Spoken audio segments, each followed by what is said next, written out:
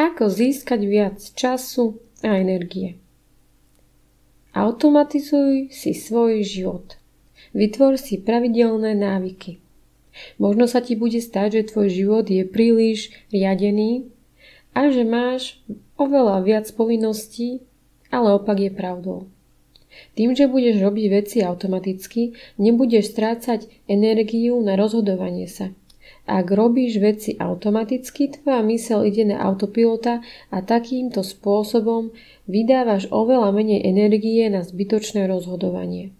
Potom máš oveľa viac síl, energie a času pri rozhodovaní v náročnejších situáciách.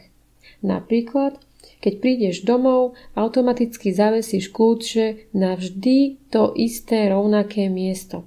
Šetríš si čas a potom neskôr, keď odchádzaš, ich nemusíš hľadať. Alebo napríklad pri varení raňajok, alebo obedu, alebo večere.